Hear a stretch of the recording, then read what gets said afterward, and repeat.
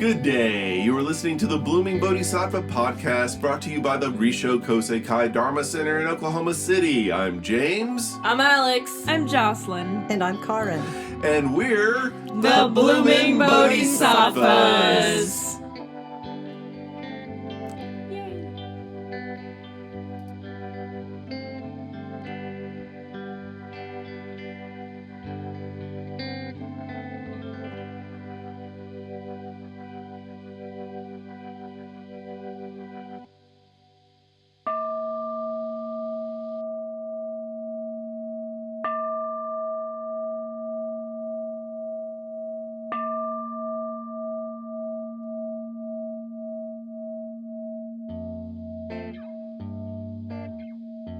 Today, we're going to talk about the Eightfold Noble Path. So, last time we covered the Four Noble Truths, and so the fourth Noble Truth is the Eightfold Path, which is right view, right thought, right speech, right conduct, right livelihood, right effort, right mindfulness, and right concentration. And so if any of you guys have ever seen the symbol of Buddhism, which is the eight-spoked wheel, that's what the eight spokes stand for. The Dharma wheel. Exactly.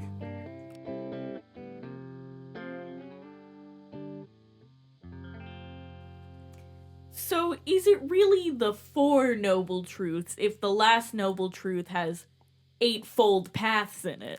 Okay, so would that make it the 11-fold Noble Truth Paths? Okay, so that is a very good point. Whatever is the point is that Buddhism never gets sick of numbering things, so just kind of keep that in mind. But this is like numberception. They numbered something that was already numbered. I know, it's like worlds within worlds. It's like they folded this up. Yes, like a big origami teaching. So, this happens after the Buddha reaches enlightenment underneath the Bodhi tree, underneath the Bodhi. Fig tree. Very good. And he goes to find his five companions who were practicing ascetic practices with him. And so, of course, when they see him, they go, hey, that guy's eaten. He's given up on our practice of starving ourselves to death in order to realize spiritual truth. And so they said, hey, we're not even going to talk to him. We're just going to set a mat down, and if he takes it, he takes it. If he stands, he stands, and we're just going to ignore him. But then they realize something has changed. They can see it in his aura or in his facial expressions, and it's like, wait, something's happened with our friend Gautama. So let's figure out what's going on. So they actually sort of stick around, and that's when he teaches his basic teachings, which is the Four Noble Truths and the Eightfold Path. And so those monks eventually become part of his retinue, joined by thousands of others, and that's the last you really kind of hear of them. That's too bad. It's all right. I'm sure they were all just wonderful, fine friends all the way through. Vine friends? Fine. Fine friends. I thought Fine. that was like a weird metaphor for something. Like vine, like a grapevine or something? Yeah, I don't know. I was like, huh? All right, sure. You know, all interconnected. Yeah. Very good, yes. So we're going with that. I don't know. Yep. Mm-hmm. That works. Yeah, just keep pushing the metaphor as far as it'll go. Yeah, just milk it. So, all of these things are an expression of what Buddhism calls the middle way. And so, before we get into what Buddha meant by that, what do you guys think when you hear this whole expression, the middle way? The happy medium way. Okay, the happy medium way. That sounds almost like a McDonald's meal, but okay. It tells your future and it gives you a hamburger. That's nice. What does that mean, though? What do you mean by happy medium, Jocelyn? It has like a good balance for everything. I like it. Sure. Nice and balanced. And so I think you'll see that a lot in Buddhism, that it's a really balanced way. What else? Being in harmony. That's very good. So harmony and balance are part of the middle way. And so it's really not too hot, not too cold. It's trying to find, this middle place. Lukewarm. No, it is not lukewarm either. Yes. Not dissonant. Not dissonant. And so when we talk about harmony, we'll really kind of get into that. What the Buddha meant by the middle way is that it was the between the two extremes of living a sensually indulgent, materialistic existence, and the exact opposite of that, which is an existence of deprivation. And so he's saying it's neither one. And so one of the things that we need to understand about Buddhism is that it does not renounce the material world. It says we belong here. This is our place. We were lucky to be born here. This is not an evil, fallen world. It's actually a world that can teach us a lot of wisdom, and it contains enlightenment itself. And so the point of Buddhism is not to escape the material world. It's like to create sanity out of it. So the really loaded question is, what do we mean by the word right in all these things? So first of all, let's talk about what normally we think about when we use the word right. So give me some ideas. What kind of connotations are there to that word? Correct. Okay, now correct by what? What do we mean by that even? By society's standards? Okay, so it could be cultural standards. Sure. What else? Our own expectations for something. Very good. So having, right means what we feel should be happening right now. Good. So I get hung up. Is it relative? Exactly. And it is and it isn't. For Buddhism. Now, for a lot of philosophies and, religious beliefs, it's not relative at all.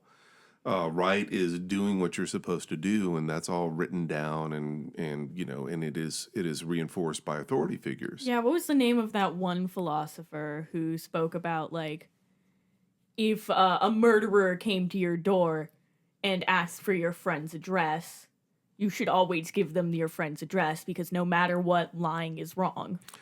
That was actually Immanuel Kant. I thought as much, but I didn't want to seem wrong on our funny podcast. Yes, and that's I think that's actually called Kant's axe, which is just if honesty is the best policy, it is the best policy all the time. Now, Buddhism is not going to agree with that. And it's going to have a much more subtle and sort of sophisticated way of dealing with what's right. And so let's sort of differentiate that. It's not defined by culture. It's not defined by your boss when your boss says you need to do it right, or that's not the right way to do it. What are they talking about? It's wrong because it's not the way they do that. Right, or the way that it's written down in their manuals. Same thing with your parents. Of course, the manuals. Yes, and same thing with teachers and any authority figures.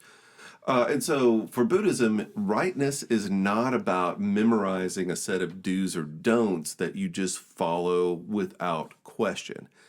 And because you redefine that all the time. And as you were saying the other day, Alyx, once, if you disagree with the do's and don'ts of a particular religion, what do?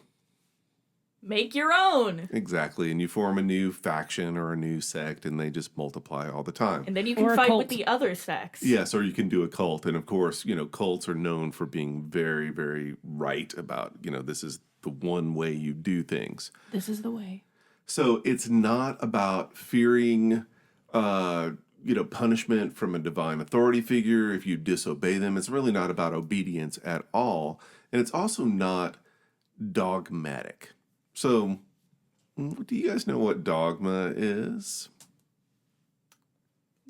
There's some dogs in there. It is actually related to being doggy, yes. Yay! So, what is dogma and what is dogmatic? Dogma is a belief system. It is a belief system, but it's a way of interpreting a belief system very, very literally so that there's no questioning its indisputable truth. And so when somebody's being dogmatic, they are doggedly following the letter of the law. It's like when those people try to take the Bible seriously to revoke rights from people. And of course, if you read the a very literal interpretation of the Bible or any other religious scripture, you'll find that, a lot of times it contradicts itself in other places. It doesn't necessarily match with the world we live in today. And often that in itself is a misinterpretation, taking it literally. But people get very, very stuck in needing things to be very clear. And Buddhism is going to say, where's the truth? It's within us. Exactly.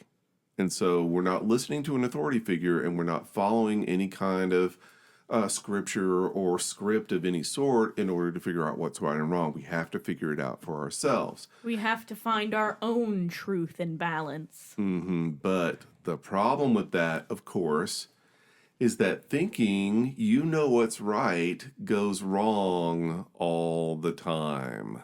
Tell me how. You can get stuck in your own head about things. That could be it, yeah. Where you just think things are a certain way when they're really not. Okay, what else? Where does thinking you're right go wrong? Not just for you, but for anyone. Interpreting, let's say, the judicial system, there's just so much open for that, which is, it depends on who's interpreting it. My version of right versus, let's say, if we're talking religion, someone else's version of right. And so I don't know how we reconcile that. Well, Buddhism actually has some answers for that, but let's talk about how it goes wrong all the time. People have a vested interest in interpreting the right in a certain way, usually because they're going to benefit off of it in some way, either emotionally or financially or politically or whatever. So one of the ways that you see the word right abused is politically. So you have a lot of very kind of self-righteous people who will make claims about, what people should be like and what they should be doing or shouldn't be doing. And they'll use that to discriminate against other people and even pass laws that could be oppressive. And so I know all of you guys have some familiarity with this. And so how do you feel about that, about people, self-righteous people doing bad things? They're using their power and opinions to manipulate people. Okay, that's part of it. Yeah. It's abuse of power. Very good. And almost that's the definition of abuse of power. And so, yes. Harmony, we were talking about harmony and middle way, and it's usually extreme views, which is not the middle path. And the extreme views are, like Alyx said, to manipulate, as in oppress, and to impose one's dogma on someone else and others. So extreme views are antithesis to the middle path. I think that's a wonderful way of looking at it for sure. And so when we talk about the middle way, political extremism is not a part of that either. That doesn't mean that you can't stand up for social justice, but there are ways of doing it that don't bring you into extremism. But I think it's important to point out that the people who are doing these things don't look at themselves as oppressors. And this is really important because I think we really look at their motives and go, why are you being so mean to me? They don't see it that way at all. To them, they are trying to protect a set of values that they think are being threatened by, other belief systems, by other lifestyle choices, by, the whole, say the LGBTQ movement. That's really messing with people's understanding in their own minds of what gender is supposed to be defined as. And they believe that if that is upset, then it's really striking down things that are very important to their sense of how the world should be. And so for them, they believe they are saving America or their value system from threats that are coming from people who deviate in their beliefs from what they think is true. And so their intentions are not bad. They are not waking up going, how can I oppress minorities? How can I oppress people who are different from me? They feel threatened and they are acting out of that threat. Now, that still is wrong, but they believe that in their own minds that they are right. And this is why defining what right is or being able to tell what right is incredibly important, because you can go out pretty easily. So let's talk about what we mean in a Buddhist sense. So in Buddhism, right is about being in harmony with the Dharma. As some would say, Dharmony. Nice. And so, remember, Buddhism is as Karin was saying, Buddhism is tame. We're not trying to go out and wrestle somebody into our belief system, correct? Correct. And so we are really taking a very gentle approach to the truth. And in this case, right is just another way of saying true. And so all of these things that you're talking about, well, let's talk about it. How do you know if you're wrong? Yikes. Mm-hmm. There are social cues. Okay, it could be. Yeah, you could give me an example of that. Social cue. It's like when you're talking with your friends and maybe like you're not fully focusing on like what you're saying, and you say something and you get this reaction where you're like, ooh, that didn't really go over as well as I thought it would. That's a beautiful example. Give me some more. I mean, I guess, internal feelings, you can tell, like, oh, you say something and then immediately you're like, oh, maybe I shouldn't have said that, or I shouldn't have done that, because now the consequences are going to be coming for me or whatever. I don't know.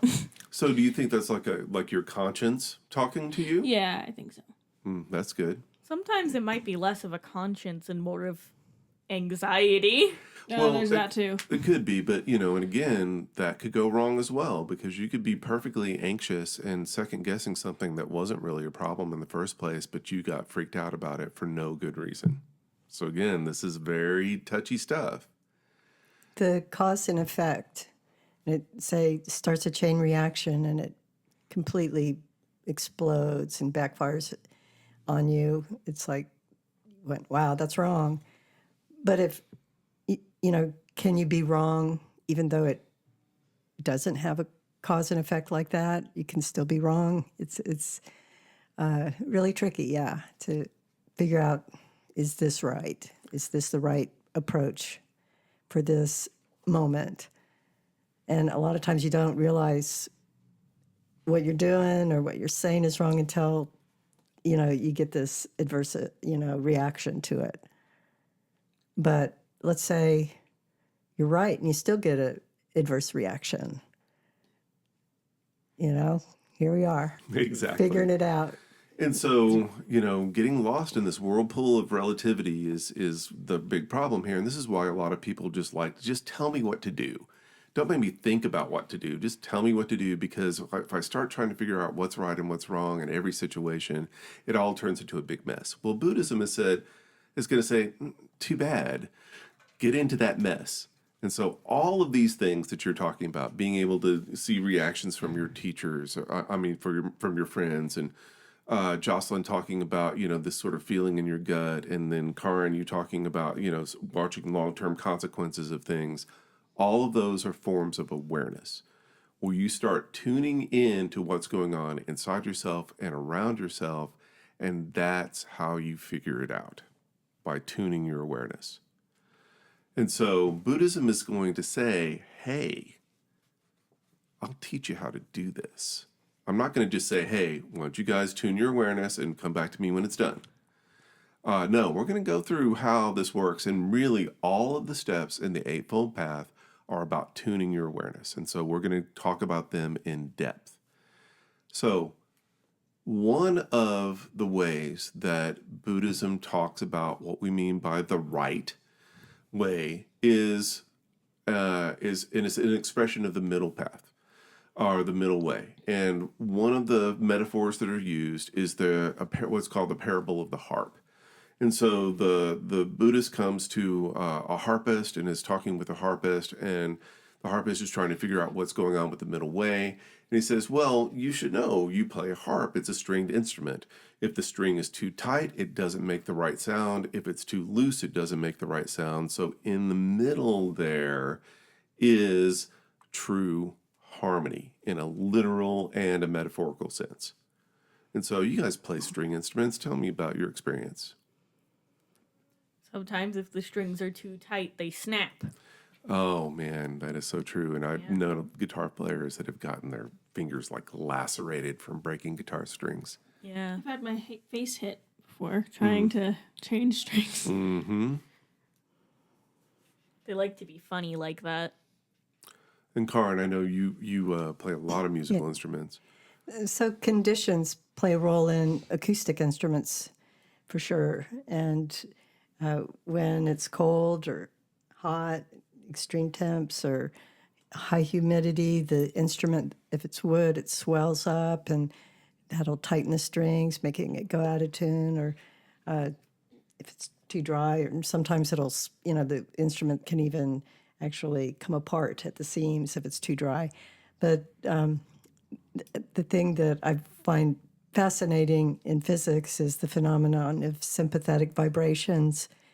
And when a string is out of tune, it'll cause the other strings to go out of tune. And that's why I like the metaphor of the harp parable, because I feel like it's our responsibility to be in tune with ourselves.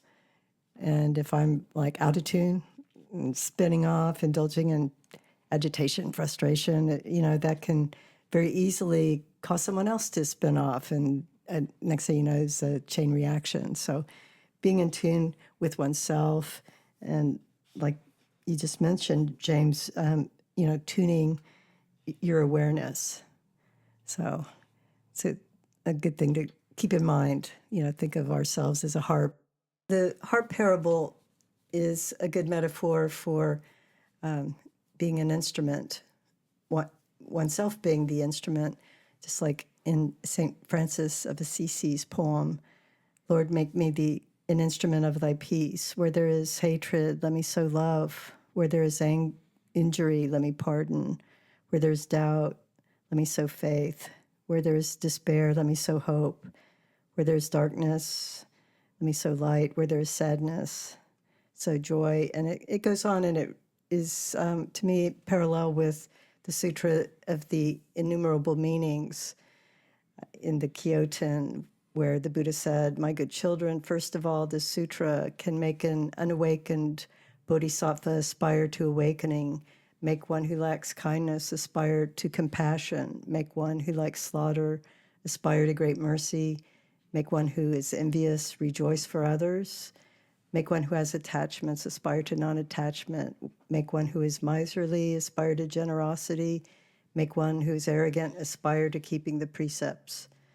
And it goes on, but it's basically being an instrument of sowing compassion and kindness, when there isn't kindness around. So it's a good it's a good parable. So yeah, thanks for bringing that up.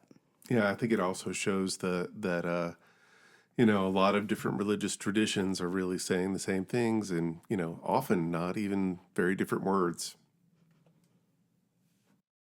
And so harmony, being in tune, is something that you can feel in yourself and your relationships with others. And this awareness is how we figure out what right is. Because when we're getting out of tune, you literally can feel the dissonance that you're creating between yourself and the world around you. and within yourself. If you're tuned into that, you can feel when you're getting out.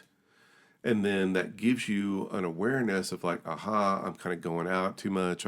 This is causing me more suffering. It's causing suffering to people around me more.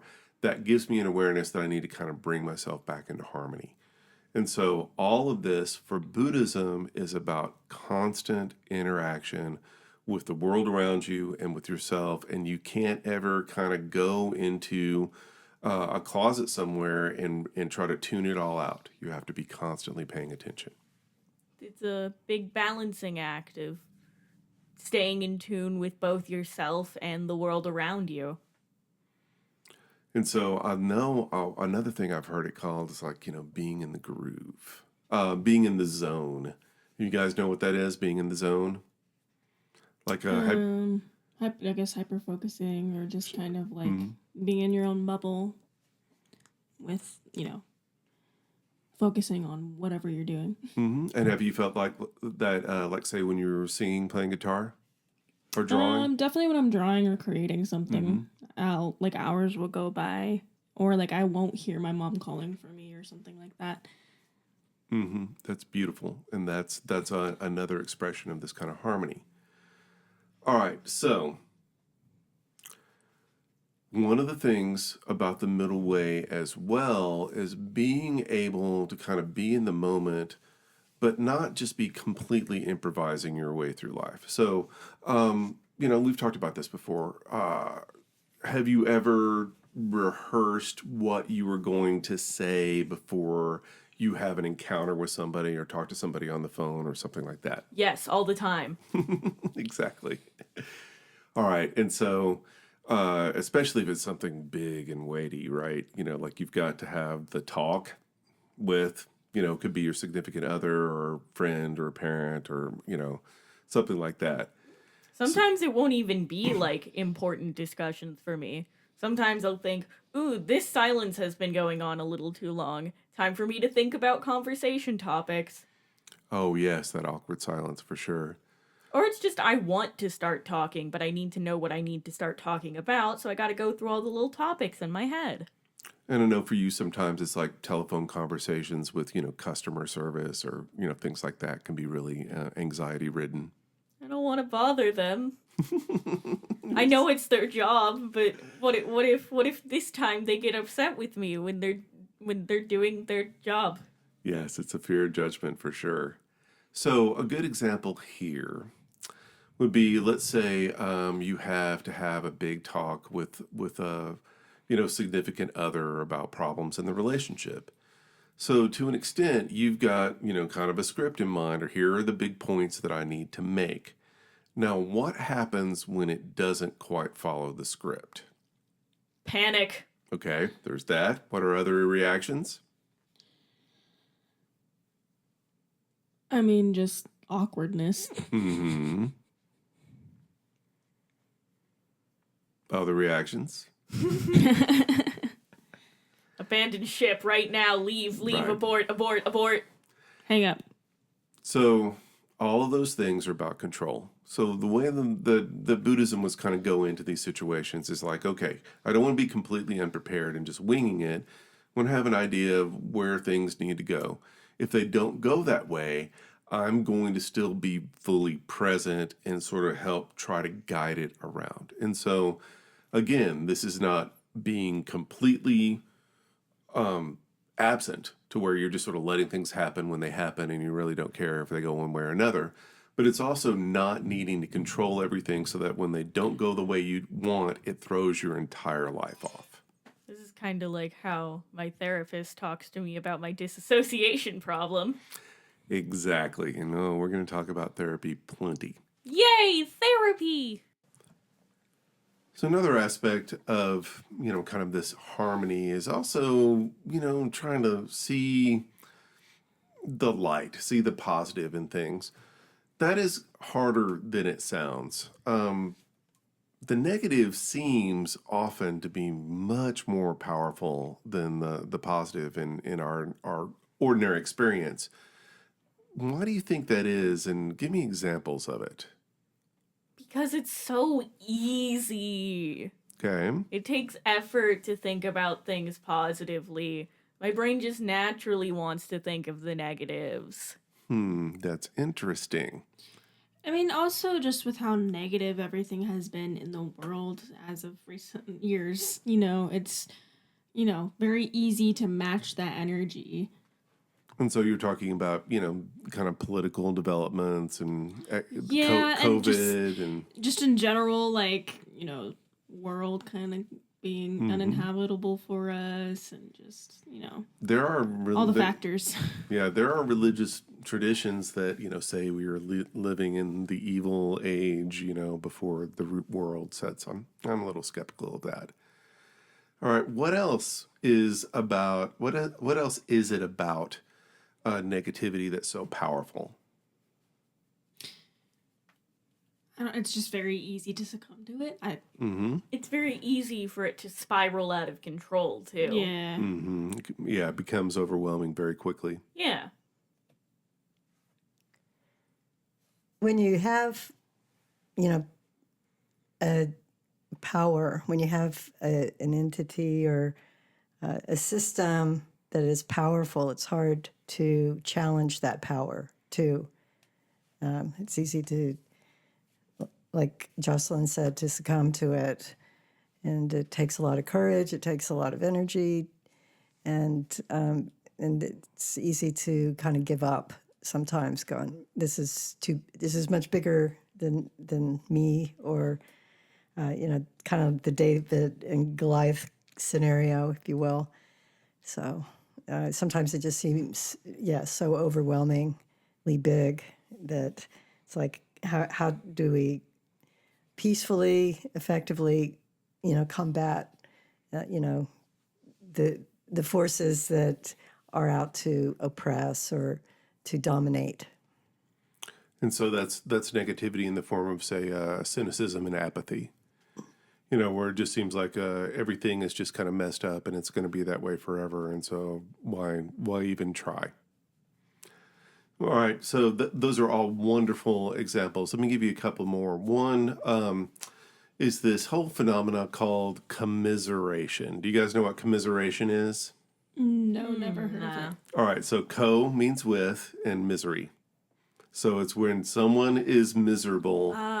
Misery loves company. That is exactly what it is. And in fact, don't you find either in yourself or people that are reacting to you when they're really sad and having a really hard time, they don't want you to help them feel better. Why do you think that is? Maybe they feel more comfortable in their misery than, I know a lot of people who have been just in this negative mindset for so long that they think that they're not the same person when they aren't in that negative mindset anymore. And they're like, well, if I don't have this, then who am I going to be? I won't know myself anymore. I don't know. That's such an unknowing area. Sorry, I kicked the stand. But they're just like scared of it because they're so comfortable. So your identity gets wrapped up in misery. Yeah. Yeah. I think too that some negative emotion, like say anger, in particular, it releases all these. The chemical being adrenaline. Yeah, it's like there's an addiction to that. And so, that could be some of it as well. We're needing a fix to feel alive or whatever it is that, that draws us to that emotion or that adrenaline rush. Yeah. Yeah, anger is absolutely addicting and on a biochemical level, for sure. And sometimes these emotions can be like societally perpetuated, such as men being allowed to express anger, violent anger. Yeah, but not being allowed to express things like sadness and sympathy. Because anger is cool. We love anger. That's just boys being boys. It's so manly. As they kill each other on the streets. I could not agree with you all more. And we will continue to talk about, just how these patterns become consolidated in culture itself. And so negativity, though, has a certain biological imperative behind it. And so let me explain what I mean by that. There's this thing called negativity bias. And that is a tendency to really see the negative instead of the positive in just general everyday interactions. And there's a reason for this. We are more attuned to pain than pleasure because it's a survival mechanism for us. We need to be aware of potential threats in order to avoid them. And so we're going to tune into threats more than pleasure, because pleasure is not going to hurt us. It all comes back to lizard brain. It really does. It's how do we avoid things. And so our brains are literally wired to see the negative more than the positive. But Buddhism is going to say, so what? It's still delusional, just even though your biology is telling you that pain is more important. And It's I mean, not. like, sorry, go ahead. Well, another point, I think that Buddhism has helped me when I'm in my pain.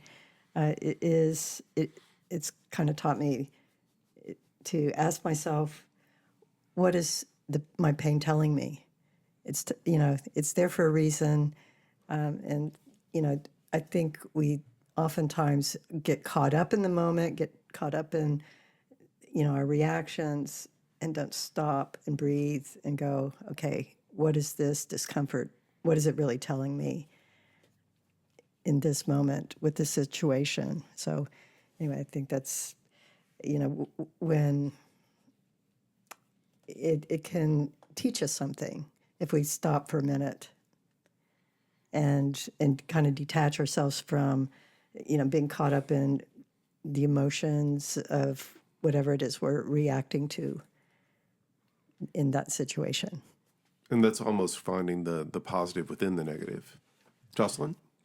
What I was saying is, like, back in the day, when with the whole like instinctual focus on negativity thing, back in the day, anything negative that was a threat to us was physical, saber-toothed tigers, whatever, predators and stuff. Like, nowadays we don't have predators, we don't have physical threats that endanger our livelihood.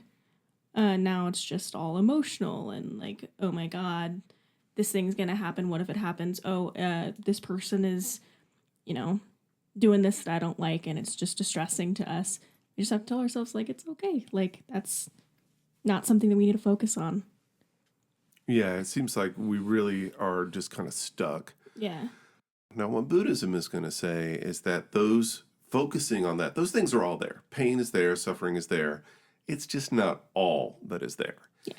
And if you look hard enough or look in the right way, I don't think looking hard is actually a good metaphor at all. But if you look in the right way, you can see positivity and light almost anywhere you look. And Buddhism is going to say we need to start cultivating that in order to have right thought and right speech and all of those things. Otherwise, we're completely unbalanced in the negative, and we're reacting to things that aren't always there. So, what can you do to help have more of a positive outlook? You got to remember to take those steps back from situations. Okay, like especially when you feel like you're really starting to run down a rabbit hole of, anxiety or stress or negativity. Because sometimes what my brain likes to do is it likes to think of this one thought that induces a little bit of anxiety, maybe not a lot, and then it likes to go, yeah, that's cool and all. What if we made it worse? Exactly, and you just loop it until finally you get the payoff. It's like, oh, well, I feel horrible now. I win! Time to go lie down on the floor! Yeah. There we go. Okay, so, oh my God. I just had it. You got it. You got it. You can do it. You can do it. You can do it. Remind yourself that, thinking, how Alyx said, thinking like that isn't always productive. There's other ways you can handle things, and, why worry about it over and over again in the moment when nothing is happening? So the Buddhist technique here is to catch yourself kind of going down these little rabbit holes and don't go, oh, bad brain. Stop thinking that way. You go, oh, I'm kind of went off a little negative there. I'm going to kind of bring it back and just be really kind and gentle to yourself as you're trying to adjust your awareness. Silly brain. Exactly. So now, at long last, let's actually start talking about the Eightfold Path. Wait, that So, wasn't... No, we were talking about right, and we were talking about all of that sort of But stuff. aren't those like steps you Middle can way? take on a path? Those are or- not steps. Oh. Those are like the overall kind of meta path. Then what was the point? I don't know. How Does do we that- figure out what's right? That's pretty important. So, again, we've sort of figured out what right isn't and sort of what it is. And then Buddhism is going to sort of, through the Eightfold Path, sort of give us some clues about how to keep ourselves on the right path. So, Okay, so there aren't 8 paths. There's one path. yes, and there's 8. Okay. And also there's no path at all. But So, then where am I walking? These are the worst directions to Okay. enlightenment. The destination is equilibrium. yes, exactly. Harmony. Okay. The Buddha GPS isn't helping. All right, so here we go. I'll just give you some basics here. So the 8 parts of the path are divided into 3 big sort of elements. The first one is wisdom, the second one is moral conduct, and the third one is mental discipline. Now, wisdom is a big word. What do you think of when you hear the word wisdom? Life knowledge, Yeah, that's good. Love it. experience. Mm-hmm. More like emotional or metaphorical intelligence Mm-hmm. rather than book or textbook intelligence. Good. I'm Karin? going with Jocelyn's experience, but everybody's right. But that was what came to mind. That's how I get wisdom, and through bad judgment a lot of times. Hopefully, I learn from it, and that's where you get wisdom. Yes, and that is Some of absolutely where you part- get wisdom. Yes. So, wisdom for Buddhism is being able to see things clearly, seeing the world the way it is, and it's rooted in sanity. All right. So wisdom is rooted in sanity, and so here is where we really start to get therapeutic. Yay, therapy! All right, I'm going to tell you something that you may not believe. Mental health is actually your natural state. But then why doesn't my brain do Elaborate? that most of the time? Okay, so let's look at the noble truths as kind of a therapeutic model here. So the first noble truth is that life is suffering. Now, therapeutically, that means what? Bad things happen. It means admitting that you have a problem. Yeah. All right.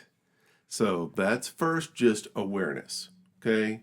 Things go wrong. I need to be aware. I don't need to be in denial. I need to actually sort of face it. So that's the first noble truth. And you need to do that in every 12-step program. And every time you go to a therapist, the first thing you have to do is they're going to ask you, why are you here? And if you go, I don't know, then you're not facing up to the first truth, which is that I'm suffering. And the second one is cause of suffering. And so what is the cause of suffering? Everything. No, Attachment. that's part of it. Yourself. Yes. So second thing to do in therapy is admit I'm suffering, and now I need to figure out a way to dig myself out of it through the way that I habitually react to things, through my thought patterns, my behavior patterns, all that stuff. And so this is exactly what Buddhism is doing. It's really cognitive behavioral therapy. Shh, don't tell them. They stole it all. And so the third one. So you're telling me I can become a licensed therapist with this? So the second one is like you just admitting that you kind of you're sort of your own worst enemy. The third one is that there is a way out. So a lot of people, when they are suffering, especially having mental health issues, thinking that there's actually a way out of it is really hard. And you were talking about this before, Jocelyn, that people get kind of stuck being miserable.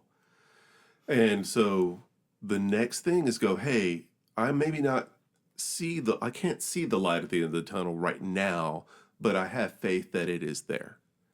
And at that point, I can start the work. And so all Buddhism is doing is really guiding you towards sanity in a very step-by-step way. And then the rest of the Eightfold Path is really talking about how to tune your mind and your actions in order to create more and more sanity. Okay? Does that make sense? Yeah. So one of the things that it's going to do is try to get at the roots of the problem. Okay, so repression is when you're in denial. And that is the opposite of insight and awareness. And so Buddhism is going to say you need to be aware of the things that are going on in your own mind and your own life that are interfering with your ability to be sane and happy. And let's work on it. And then once you get that going, you can start doing that for other people and you make a better world. It's the ripple effect. Okay, so that's what wisdom means for Buddhism. You guys got it? Yeah. Okay, so another aspect of this, of course, is getting at the roots of the problem is looking at, kind of ignorance and attachment. And so how does that help us become more wise?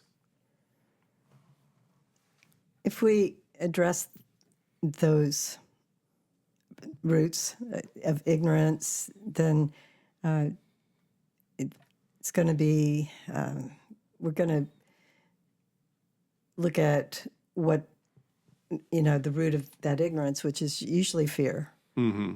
Afraid, when we, in our society, we're afraid of, not everybody, a sane person isn't going to be afraid, or someone on the path, but, if you're different in some way, it's like to be feared.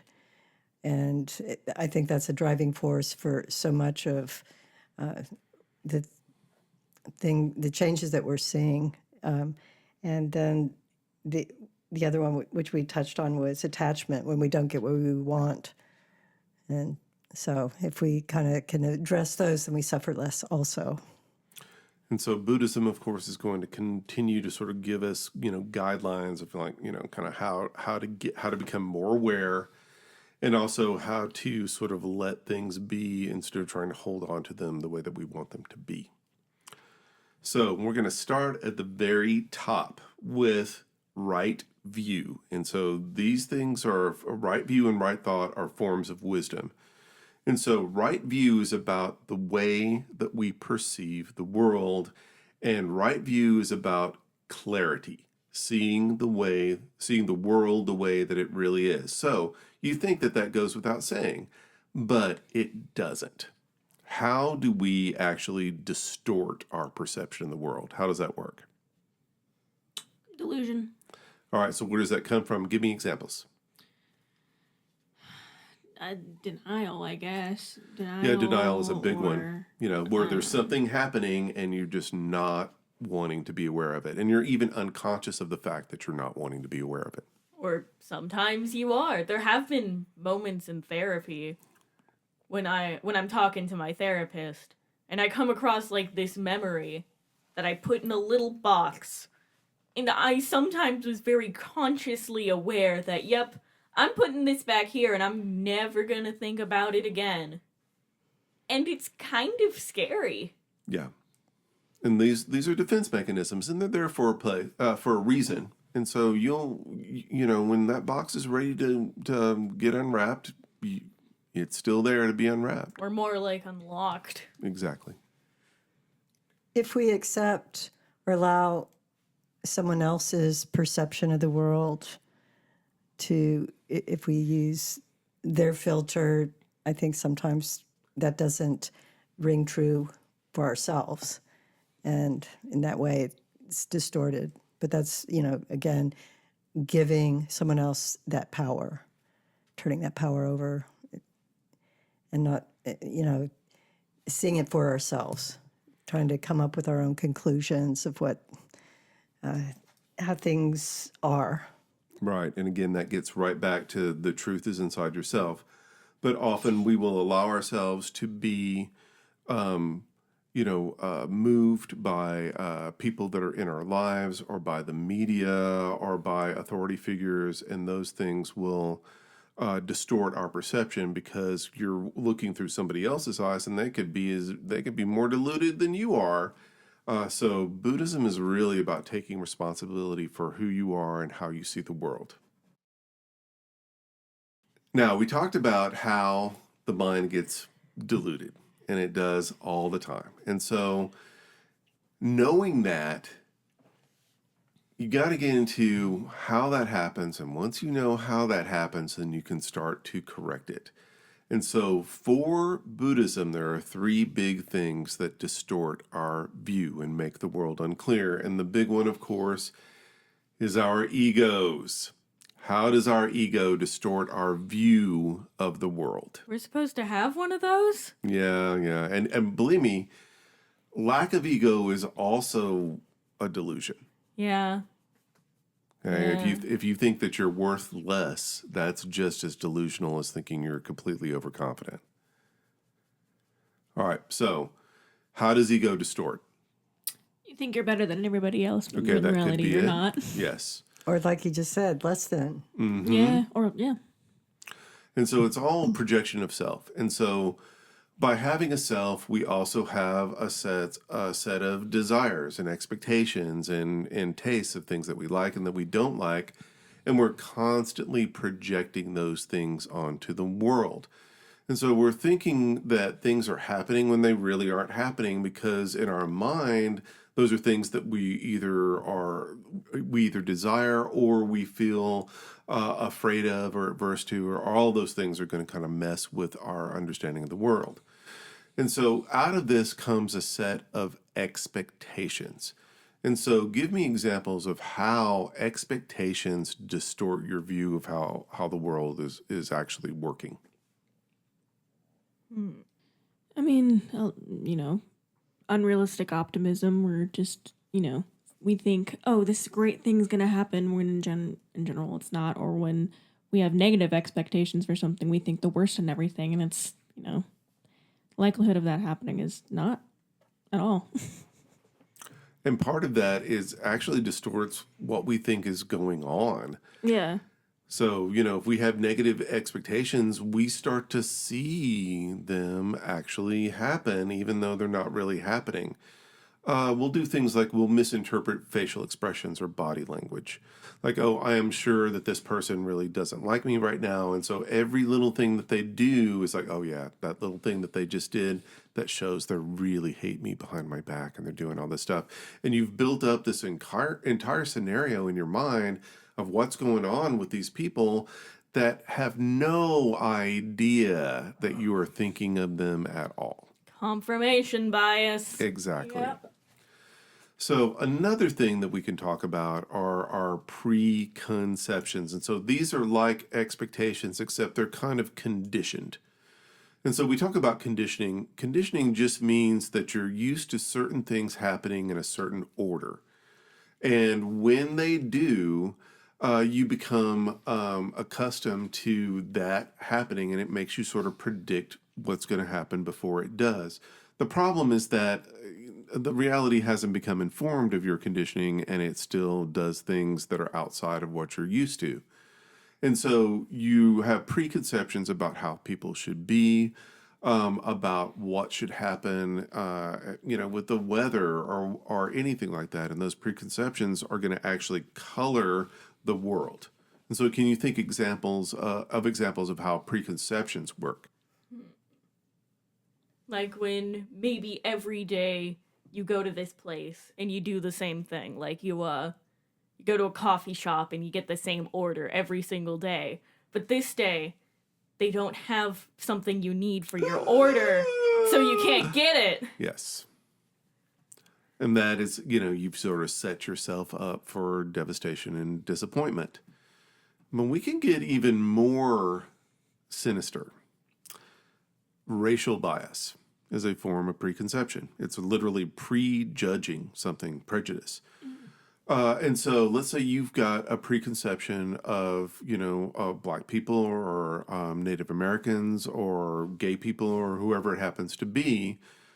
Not only are you sort of judging them before you're getting to know them, but what's interesting is that in your mind, they start acting and behaving and presenting themselves in the way that you preconceive them to, even though they're not actually that person. But you start seeing them as that person, and so you're literally projecting a whole template on reality, and it's sort of conforming to this template in your mind, even though it doesn't match what's actually going on. The point of all this is that you start becoming aware of your own projecting of your viewpoint on reality. And when you catch yourself doing that, it starts to bring it back into a grounded sense of what's actually going on. And so for Buddhism, always it's about self-awareness, awareness of what's going on, and catching yourself distorting the world around you instead of simply thinking about it instead of seeing it the way that it actually is. All right, got it? Yeah. Got it. Okay, so that was right view. The next one is right thought. And this is how to set your mind right so that it's in harmony. So one of the things that Buddhism does is tell us that we are not our mind. What? Okay. So we think, while we're thinking, that there's a me that's thinking these thoughts. And that me is the same as the thoughts that I am thinking. No. For Buddhism, the mind is just another organ. Just like your eyes and your ears and your nose and your skin, that's just another organ. And it has its own agenda. Now, who you are, who the self is in Buddhism is a little complicated. But short summary of it, we are just this amalgamation of all these things. So we're not the mind, we're not the body, we're not the spirit, we're all of those things together. So we aren't, but we are. Yes. And it's always fluctuating. So there's no center point that is the you. It's not there. And you can test it. Your mind runs away with you, right? So who's the you that your mind is running away with? Huh? Okay. See where I'm getting? Okay, so you don't even need to fathom that. All you need to know is that that's a thing that happens. And so in Buddhism... Then why did you bring it up if we didn't have to fathom it? Because I'm eliminating things that, that are kind of distractions. Then what do we have to fathom? So we call the mind the monkey mind. Why do we call it that? Because it gets distracted? Oh, all the time. It just goes wild. It does. Have you ever gotten to the point to where you're going, why is my mind going off into this crazy, stupid place right now? I don't want it to. And yet now I'm like thinking about these things that I didn't really anticipate thinking about. Now maybe I'm really, really anxious and afraid. Now maybe I've gone back to my 5-year-old birthday party where something horrible happened. Why is this happening? Because your mind does what it does. Intrusive thoughts. I was actually going to mention that because, I understand what you were saying at the beginning, and then I got really confused because you started going off of different self. You're noticing other. Yeah, I was like, whoa. But you're not your mind. Your mind makes you think of bad things happening, intrusive thoughts, impulsive thoughts. Yeah. Sometimes you can talk to your own mind. It's weird. Mm-hmm. Oh, I have plenty of conversations with my mind. Oh, absolutely. In fact, my mind's having a conversation right now. Yes. It's like another little person inside your head. Only one? Yes, Maybe it's there's actually more. a multiplicity. There's And at least 2. Yeah, there's more than you can count. And that's what Buddhism says, is that we're just this multiplicity of things that just is kind of all sort of holds together a little bit.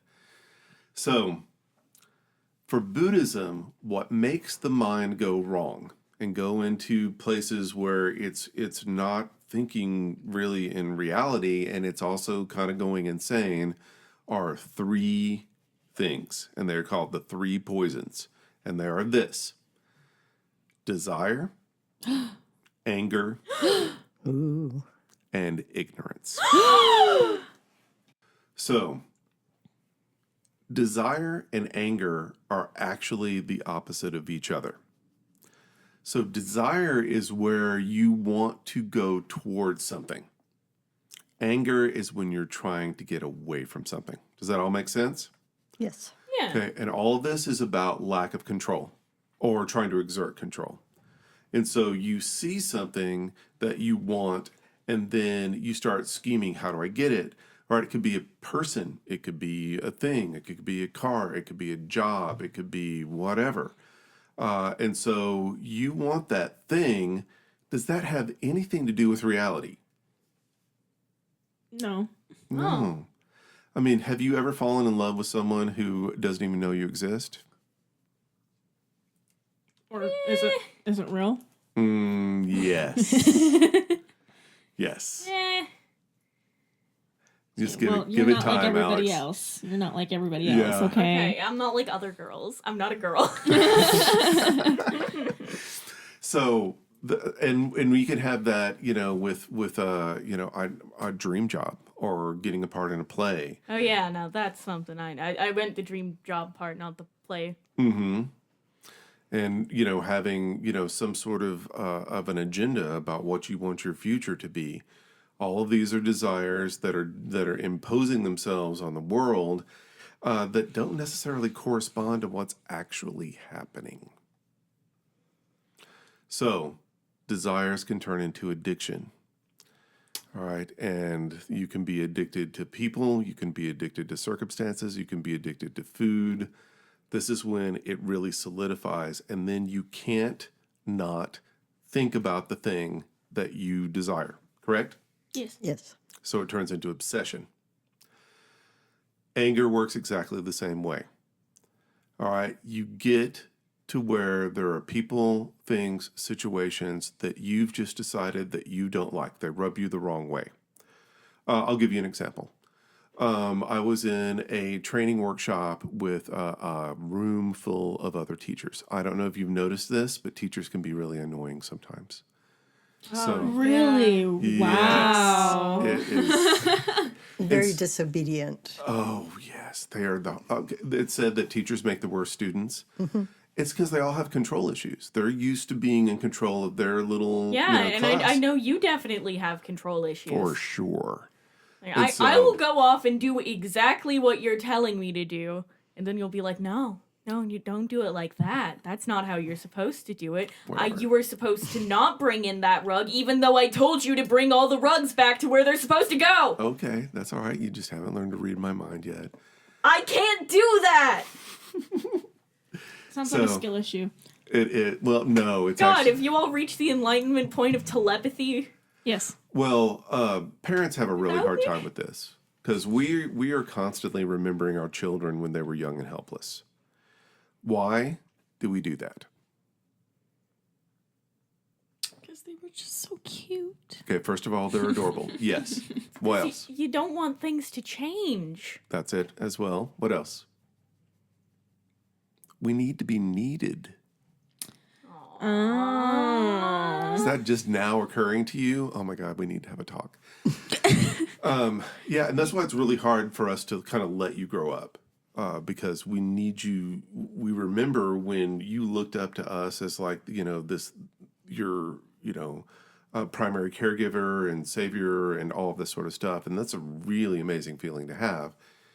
That's not a problem. It's the holding on to it that is the problem. Don't worry, Dad. You'll have at least 10 more years of that. Yes, no emptiness nest syndrome for me. Okay. Once I move out, I'll be calling you every day like, hey, something broke. My world will revolve around that. So, one of the things is that I was noticing that there was another teacher in the room that just had to talk all the time. She had to be the one that answered all the questions. She had to be the one that made all the little comments. And I really noticed that I did not want to be around her. Now, I was like, hey, I'm the biggest, fattest know-it-all in this entire room, and I'm not answering all the questions. So what's your problem? And so at this point, I had a choice.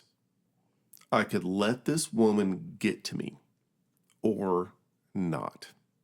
And that's what we're talking about when we say right thought. And I had a co-teacher that literally shushed them. Literally. Oh, teacher And then drama. felt horrible about it. Now, fortunately, these are not teachers that we have to work with. They're from other cities and stuff. But that's what we're talking about. And so anger also becomes an obsession. It also becomes an addiction. And so you start to, and anger is about aversion. There's something you don't want around you, and you are trying to either push it away or run away from it. Yes? Yes. All right, Karin. Well, whether it's greed, desire, aversion, anger, delusion, ignorance, isn't the root still going back to control?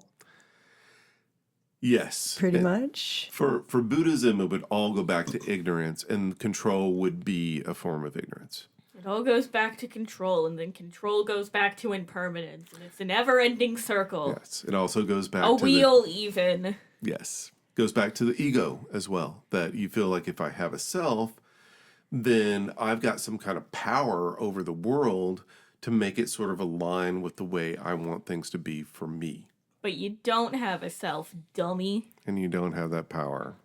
The only Dummy. control you have is over yourself.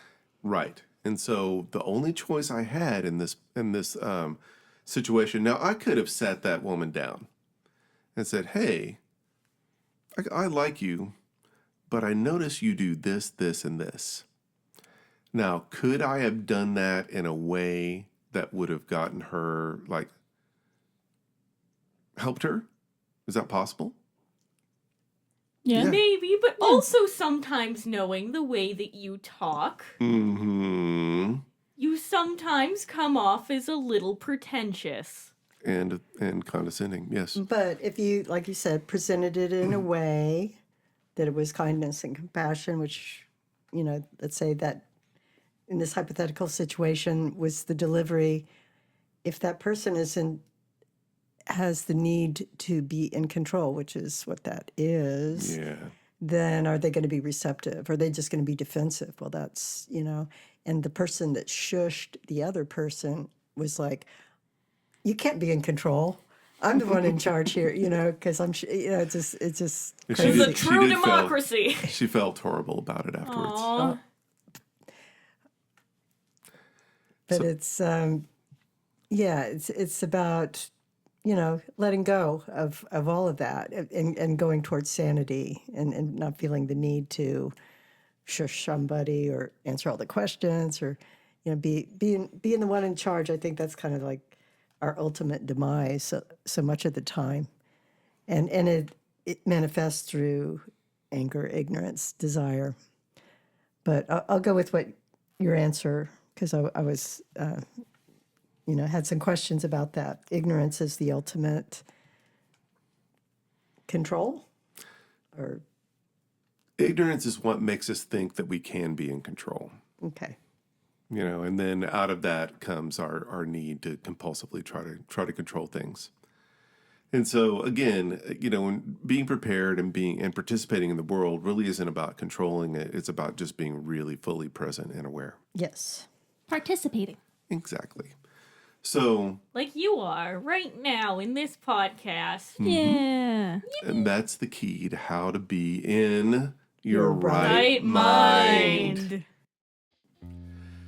All right, well, that's probably enough for the first episode of this. We will continue with the Eightfold Path on the And we'll next one. continue to have episodes about the Eightfold Path where we barely talk about the Eightfold Path. That's true. So what did we actually talk about today, boys and girls? How to be in our right minds That's good. through being calm and fully present in the moment. Nice. Period. control is impossible. Yes.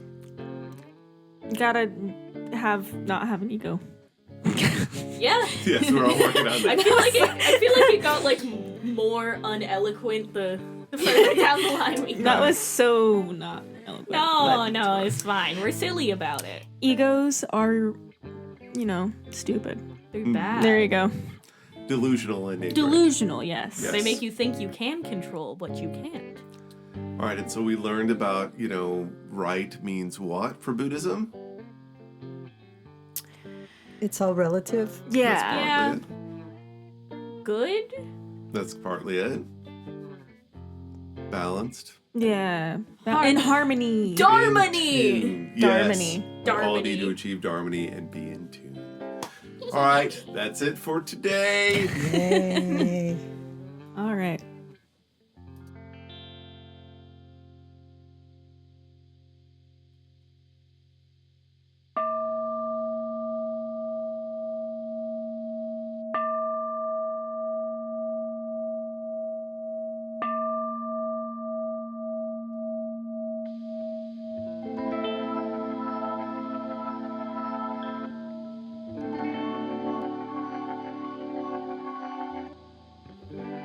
Thank you all for listening to the Bloomin Bodhisattva podcast, brought to you by the Rissho Kosei-kai Dharma Center in Oklahoma City. And stay tuned for the next episode when we will talk about the Eightfold Noble Path. We'll finish it all up, folks. Until then, our fellow Bodhisattvas, keep on blooming!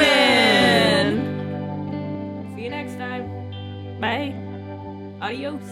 Ooh.